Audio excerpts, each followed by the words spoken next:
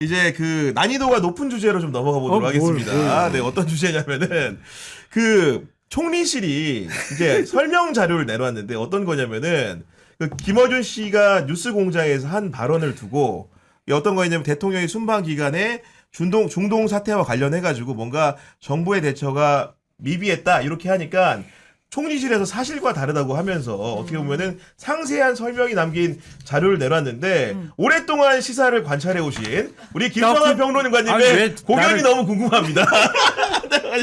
계속 날 째려보면서 지금 물어보는데? 아니, 말씀 좀 해주세요 지금. 아니 이런 대답을 강요하는 거 이거 좀 안 좋은 것 같아요. 부 기자님은 먼저 어떻게 생각하시는데요? 먼저 자기 생각을 얘기해. 먼저 그거 괜찮네. 가자. 진행자가 어떻게 중립적이게 지금 어떻게 입장을 중립적으로 얘기해요 지금. 얘기해봐요. 네. 봤을 에이, 때. 근데 이거는 네. 누굴 좋아하고 싫어하고의 문제가 아니고요. 맞아요. 예. 맞아요. 좀 제가 볼 때는 너무 섣불렀다고 생각해요. 둘 다. 아니 김어준 씨가 여기 김어준 설명을 해. 씨가.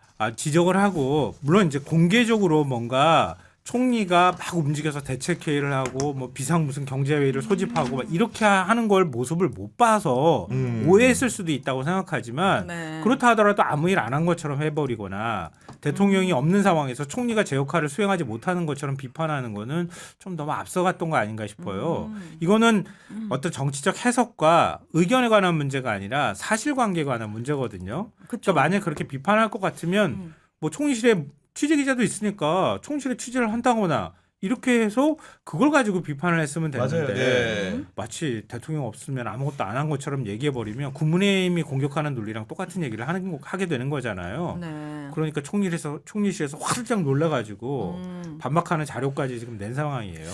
제가 저 자료가 릴리즈가 될 때 겸공에 있었습니다.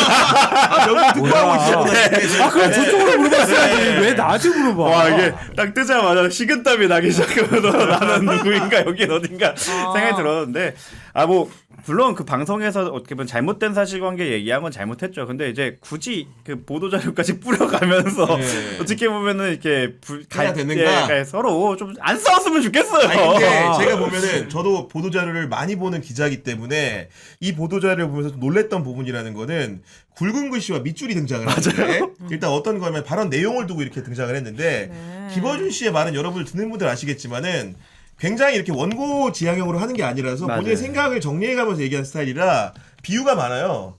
근데 딱 밑줄을 세 군데 쳐왔는데 첫 번째 국무회의도 없어요. 그 얘기는 있었다는 얘기겠죠. 대책회의가 없어. 그 얘기는 대책회의도 있었다는 얘기겠죠. 네. 뉴스도 없고에 쳐왔는데 기본적으로 본인들이 이런 상황들에 대해서 설명도 했다라는 거예요. 나름대로는. 그럼에도 불구하고 김어준 씨가 본인의 방송에서 마치 대통령이 없는 상황을 강조하는 과정 가운데 아빠 없는 자식 같은 느낌이 있잖아요. 이러면서 하다 보니까 당시에 대통령 없으면 국정 2인자인 국무총리 김민석 총리가 나라를 대신 경영하는 입장이기 때문에 마치 특정인을 상대로 해서 그 비하적인 요소 혹은 업무적으로 해태하거나 능력이 부재한 것처럼 보일 수 있는 표현을 쓴 건 사실이기 때문에 네. 제가 만약에 당사자로서 김민석 총리라고 한다면은 뉴스 공장은 더 이상 인터넷에 떠도는 유튜브가 아닙니다. 그럼요. 많은 사람들의 생각을 의사결정하는데 도움을 주는 정말로 많은 분이 보는 프로그램이기 때문에 적어도 팩트는 엄밀하게 챙겼어야 되는데 그런 부분에 대해서 김어준 공장장이 사실상 본인의 일을 방기했다고 볼 수밖에 없는 겁니다. 이건 이제 개인적인 의견이지만 자신감 과잉이 된 상태가 되면 그렇게 하거든요. 그러니까 본인이 굉장히 잘한다고 생각하면 얘기를 할 때 넘겨짓거나 이럴 수 있거든요. 근데 지금과 같은 경우 지금 상황은 굉장히 국가적으로 오히려 위기 맞죠. 상황에 가까운 맞아요. 거예요. 지금 뭐 단순히 미국 이란을 공격했다는 문제가 아니잖아요. 전 세계가 지금 다 영향을 받고 있는 상황이기 때문에 그런 위기 상황에서 제대로 대처하지 못했다는 거는 총리 입장에서 보면은 만약에 진짜 그렇다면 엄청나게 비난을 받을 만한 상황인데 다른 데도 아니고 김어준 뉴스공장은 이미 한 방송사의 영향력만큼 그거보다 더 크죠. 그거보다 더 예. 크다고 할 만큼 네. 큰 영향력을 가지고 있는 곳이란 말이에요. 네. 특히 이 대통령 지지자들이 더 많이 가서 보는 방송이기도 해요. 맞습니다. 또 오해할 수 있잖아요. 그러니까 당장 보수 매체에서 이렇게 하는 거야. 그 얘기를 전함과 동시에 지난번에도 여론조사 할 때도 그랬더니 서울시장 나 넣지 왜, 말라고 뭐? 했는데 또 넣었던데. 조국혁신당하고 통합국면에서도 그러던데 이렇게 붙이잖아. 이게 실수를 한 것도 사실이고 잘못을 한 것도 사실이고 갈등의 요소를 만든 건 사실인데 그러니까 결과적으로는 말씀하신 것처럼 위기 상황이니까 갈등을 안 만들고 지금 국가적 차원이잖아요. 그러니까 잘못한 게 있으면 사과를 하고 넘어가면 될 일이고 그 정부에서도 그 지적하는 건 당연한 거긴 한데 그러니까 전반적인 취지에서는 좀 원팀이 좀 됐으면 좋겠다. 왜냐하면 사실 이 정권에 들어서는데도 많은 공을 세운 방송사인 거의 언론사죠. 언론사인 것도 사실이고. 근데 지금 우리끼리 나와서 싸우기에는 아직 말씀하신 것처럼 김건희 재판 하나도 제대로 된 거 없고. 그리고 정부 요직에도 수많은 김건희 측 사람들이 많이 남아있는 상황에서 우리가 너무 샴페인을 많이 일찍 터뜨린 거 아닌가? 라는 생각이 있어요. 지금 우리끼리 싸우기에는 해결해야 될 문제가 너무 산적해 있고 실제로 말씀하신 위기 상황 아닙니까? 이럴 때 조금 더 큰 언론사 입장에서는 조금 더 본인의 위치와 힘을 좀 생각해서 신중하게 해주셨으면 좋겠다. 정동 씨의 말도 맞지만 저도 언론인의 한 사람 생각을 해보면은 뉴스공장이 지금의 어떻게 보면 위상을 갖게 된 데는 과거에 흔히들 표현한 재래식 언론이 제 역할을 못했기 맞아요. 때문이고 그에 맞아요. 대한 비판을 맞아요. 반사작용으로서 뉴스공장이 성장을 했던 건데 그 얘기는 많은 분들이 뉴스공장에서 다루는 주제나 내용이 훨씬 더 사실에 가깝다라고 느끼기 시작하면서부터 그렇죠. 보게 되고 더 빠진 거기 때문에 맞아요. 그런 부분을 생각하면은 사실 김어준 씨의 역할이라는 것도 그런 바탕 위에서 기초 위에서 자기 지위라든가 역할을 생각할 필요 있다고 생각을 하고 저도 이 일을 통해 가지고 뉴스공장은 김민석 총리와 선을 긋는 특정인을 돕는 정치적인 지향을 가진 방송이야 이런 얘기를 하는 게 아니고 네, 그건 너무- 적어도 이런 부분에 대해서 사실관계 오류라든가 이런 것들이 생겼을 때는 바로잡는 용기를 좀 보여줬으면 좋겠다라는 예, 그런 예, 의견을 예. 드리는 겁니다. 안 제가 보여줬나 그 보다. 말씀은 제가 그- 궁금한 건 총리실에서 이렇게 언론에 배포한 이후에 그러니까 네. 팩트 체크가 틀린 거잖아요. 그때 이제 김어준 씨는 어떤 반응이 있었나요? 그게 궁금해요. 저는. 저도 사실은 안 이제 보니까 그 저. 어제의 일이고 오늘 아니, 방송을 못 봤기 때문에 사실은 내일 김어준 말씀드리기 씨가 그런데 직접 자기 본인의 입으로 바로 잡아주면 돼요. 사실 오늘 했어야죠.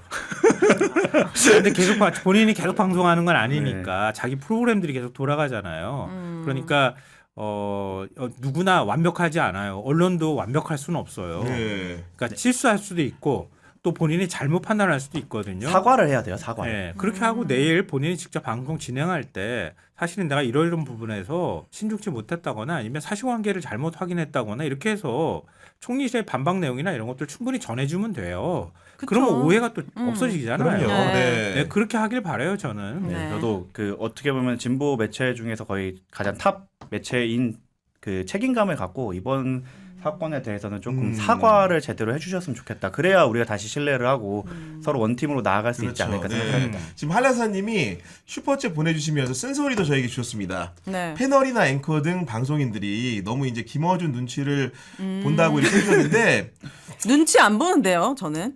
저 그분을 그래요? 몰라서. 지금부터 오윤의 타임 가겠습니다. 제 타임이요? 저는 이제 그분이 워낙 영향력이 있으신 분인 거는 알아요. 하지만 진짜 제가 그 방송을 보지 않는 입장에서 뭐라고 얘기하는 게 좀 그렇지. 조심스러운 이건 거예요. 조심스럽지. 맞아. 예. 왜냐면 너무 어렵고 그렇게 뭔가 피해가야 되는구나.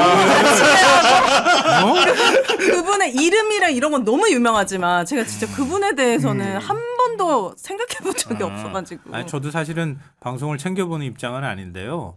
그러니까 그 저희가 조심스러워한다는 의미는 뭐냐면 오해하시는 분들이 많아서 맞아요. 그래요. 만약에 예를 들어서 김어준 씨를 비판한다고 하면 그 김어준 씨를 비판하는 의도를 의심하는 분들이 많고 근데 그런 거에 대해서 일종의 낙인이나 뭐 이런 것들이 많아서 그 논란이나 이런데 사실 끼고 싶지가 않거든요 별로. 그러니까 그런 면에서 오해하시지 않았으면 좋겠다는 의미에서 좀 조심스럽게 얘기를 했던 거고요.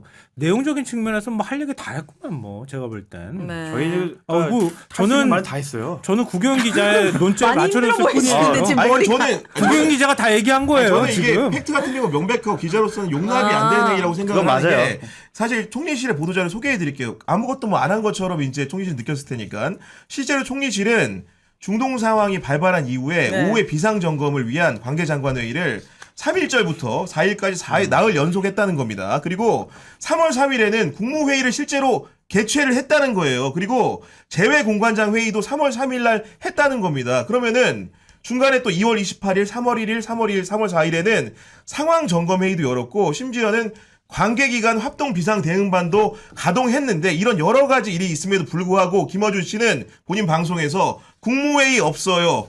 대책회의 없어요. 이렇게 말을 했으니까 이거는 제가 사실관계에 다른 언론인 그래요. 입장에서는 맞아요.